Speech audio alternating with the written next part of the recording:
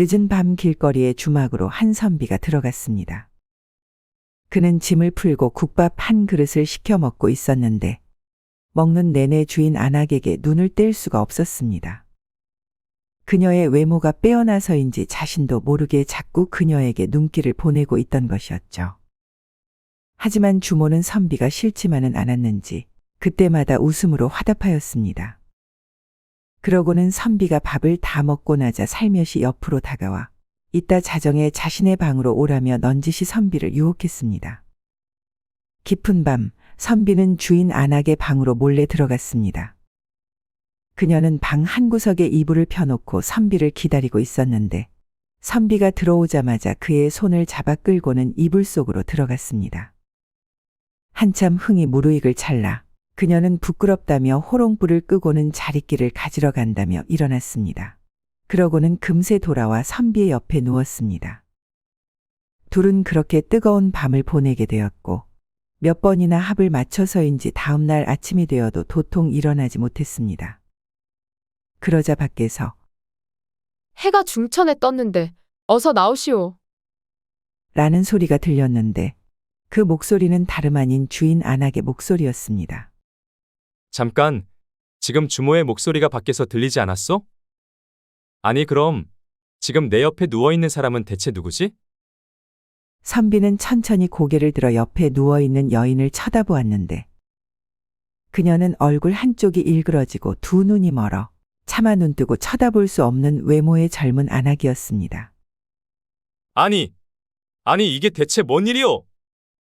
깜짝 놀란 선비는 황급히 옷을 챙겨 입고는 밖으로 나갔습니다. 밖에는 어제 보았던 주인 안악이 웃으며 그를 기다리고 있었는데 화가 머리 끝까지 난 선비가 그녀를 향해 소리쳤습니다. 네, 내 년이 날 속였구나. 이런, 찢어 죽여도 시원찮을 년. 선비의 화난 목소리에 주인 안악이 말했습니다. 그리 화내지 마십시오.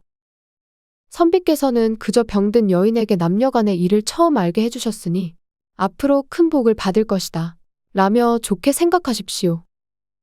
그리고 인연이 되어 아이를 갖게 된다면 반드시 훌륭한 자식을 얻게 될 것입니다. 그러니 노여움을 푸십시오. 사실 주인 안악의 동생은 어려서부터 나병을 앓아 얼굴이 몹시 추하게 변했습니다.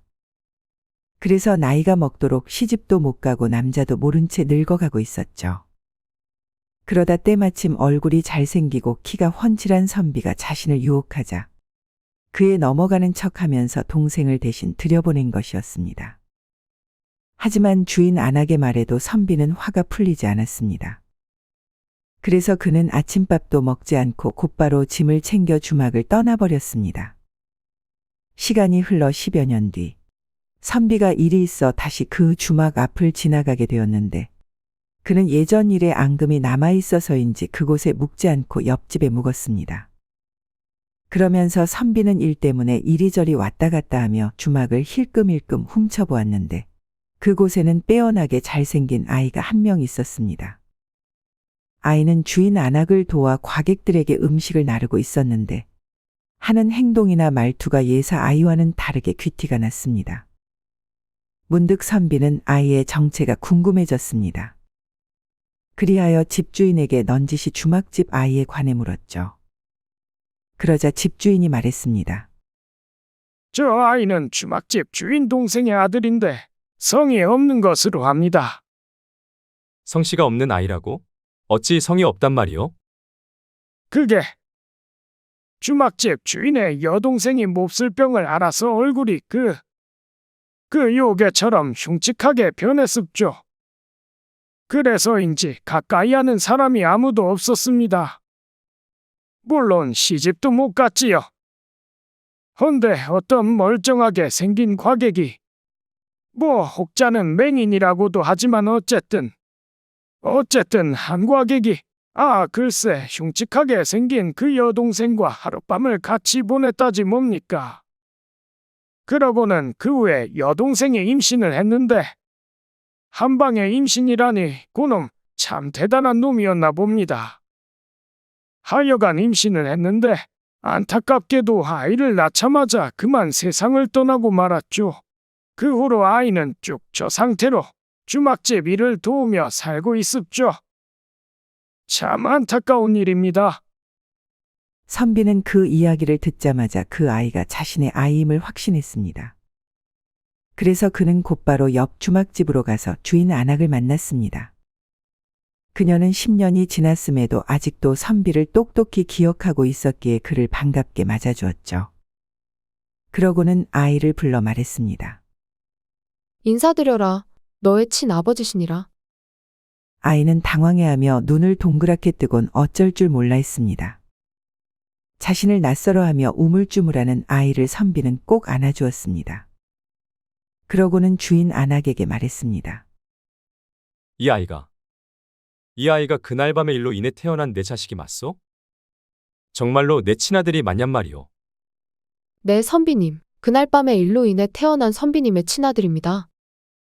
선비는 한동안 아이를 꼭 끌어안았고 이내 정신을 차리고는 주인 안악에게 물었습니다. 친어머니는 죽었다고 들었는데 대체 어찌 된 일이오? 주인 안악은 눈시울을 붉히며 말했습니다. 사실 그녀는 수년간 앓고 있던 지병으로 인해 몸이 몹시 허약해진 상태였습니다. 그래서 산파가 아이를 낳지 말자고 낳으면 어미의 목숨이 위험하다 말렸는데 동생은 절대 아이를 포기할 수 없다고 말했습니다. 그리고 아이를 품에 안아보지도 못하고 세상을 떠났죠. 그 말에 선비는 슬픈 표정을 지었습니다. 그러고는 아들을 보고 무엇인가 결심한 듯 주인 안악에게 말했습니다. 내 비록 형편은 넉넉치 않으나 사내 아이 하나를 키울 정도의 재력은 되어. 그러니 이 아이가 내 친자식인 것을 안 이상 가족 하나 없는 이곳에서 지내게 놔둘 수 없소.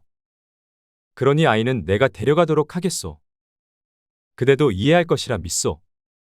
주인 안악은 그것이 도리에 맞는 일이라며 순순히 자신의 조카를 선비에게 맡겼습니다. 선비는 그 길로 아들을 데리고 자신의 집으로 갔습니다. 그리고 그에게 학문을 직접 가르쳤는데 아들은 아버지를 닮아서인지 하나를 가르치면 열을 아는 똑똑한 아이였고 신동 소리를 들을 정도로 마을에서 가장 똑똑한 아이로 자라났습니다. 그리고 시간이 흘러 과거 시험을 본 아들은 당당히 장원급제하여 집으로 돌아왔고 벼슬을 얻어 아버지를 모시고 함께 살았습니다. 그리하여 선비는 자신이 뜻하지 않게 낳은 아이로 인해 남은 평생을 아들과 며느리의 보살핌을 받으며 편안히 살았다고 합니다. 비록 남에게 속아 낳은 자식이지만 친자식을 버리지 않고 거둔 선비는 나중에 자식 덕을 크게 보게 되죠. 주모가 병든 여인에게 남녀 간의 일을 처음 알게 해주셨으니 앞으로 큰 복을 받을 것이다. 라고 말한 것이 현실이 될 줄 누가 알았을까요? 이상 야담설화였습니다. 구독과 좋아요 부탁드리겠습니다. 감사합니다.